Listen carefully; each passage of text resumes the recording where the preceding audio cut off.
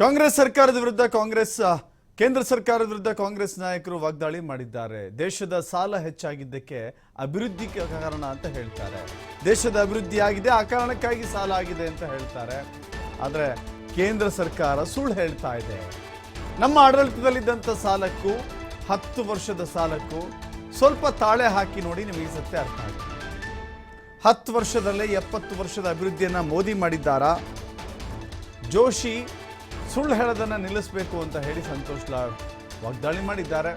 ಬರ ಪರಿಹಾರ ವಿಚಾರದಲ್ಲಿ ವರದಿ ಕೊಟ್ಟರೂ ಕೂಡ ಪರಿಹಾರ ಬಂದೇ ಇಲ್ಲ. ನಾವು ಸುಪ್ರೀಂ ಕೋರ್ಟ್ ಮೊರೆ ಹೋದ ಮೇಲೆ ಪರಿಹಾರ ಬಂದಿದೆ. ಬಿಜೆಪಿಯವರು ರಾಜ್ಯದ ಬಗ್ಗೆ ಯಾವತ್ತಾರು ಮಾತನಾಡಿದ್ದಾರಾ? ಮೋದಿಯವರೇ ದೊಡ್ಡ ಸುಳ್ಳುಗಾರ ಅಂತ ಹೇಳಿ ಸಂತೋಷ್ ಲಾಡ್ ಕಿಡಿಕಾರಿದ್ದಾರೆ.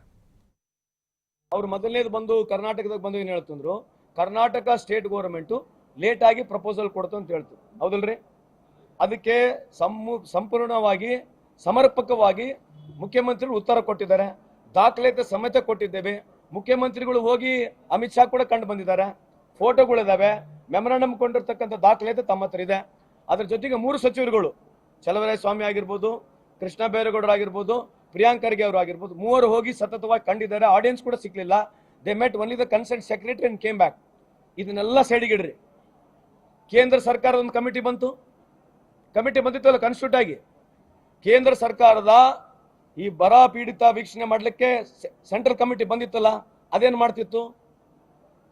ಕೇಂದ್ರ ಸರ್ಕಾರದಿಂದ ನೇರವಾಗಿ ಒಂದು ಸಮಿತಿ ಕಾನ್ಸ್ಟಿಟ್ಯೂಟ್ ಆಗಿತ್ತು.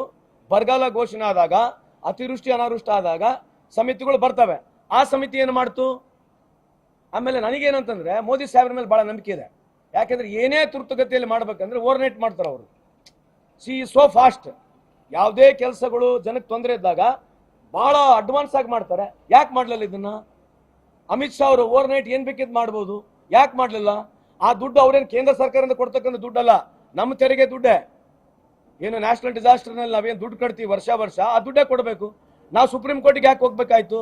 ಸುಪ್ರೀಂ ಕೋರ್ಟ್ ನೋಟಿಸ್ ಕೊಟ್ಟ ಮೇಲೆ ದುಡ್ಡು ಬಂತು, ಅಲ್ಲಿವರೆಗೆ ಬಂದಿಲ್ಲ. ಅವ್ರು ಮೊದಲನೇದು ಬಂದು ಕರ್ನಾಟಕದಾಗ ಬಂದು ಏನು ಹೇಳ್ತಂದ್ರು, ಕರ್ನಾಟಕ ಸ್ಟೇಟ್ ಯಾವುದೋ ಪ್ರಶ್ನೆಗೆ ಯಾಕೆ ಈ ದೇಶದ ಸಾಲ ಜಾಸ್ತಿ ಆಗಿದೆ ಅಂತಂದ್ರೆ ಡೆವಲಪ್ಮೆಂಟ್ ಮಾಡ್ಲಿಕ್ಕೆ ಸಾಲ ಬೇಕು ಅಂತ ಹೇಳ್ತಾರೆ. ಇದು ಸಹಜವಾಗಿ ಎಲ್ಲ ಸರ್ಕಾರಗಳು ಸಾಲ ಮಾಡ್ತದೆ, ಅದೇನು ಹೊಸದಲ್ಲ. ಆದ್ರೆ ಸ್ವಾತಂತ್ರ್ಯ ಬಂದು 1947 ಇಸ್ವಿಯಿಂದ 2014 ಇಸ್ವಿವರೆಗೆ 55 ಲಕ್ಷ ಕೋಟಿ ಸಾಲ ಇದೆ. ಇವತ್ತು ಎನ್ಹಾನ್ಸ್ಡ್ ಇದೆ, 183 ಲಕ್ಷ ಕೋಟಿ ಇಲ್ಲ. As on today it is 202 lakh crores.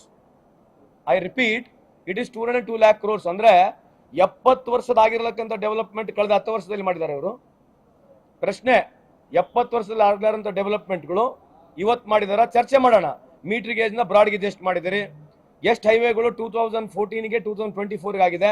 ನೀವು ಮಾಡಿರ್ತಕ್ಕಂಥ ಹೈವೇಗಳು ಎಲ್ಲ ಬೂಟ್ ಸಿಸ್ಟಮ್ ಇದೆ, ಯಾವುದು ಫ್ರೀ ಇಲ್ಲ.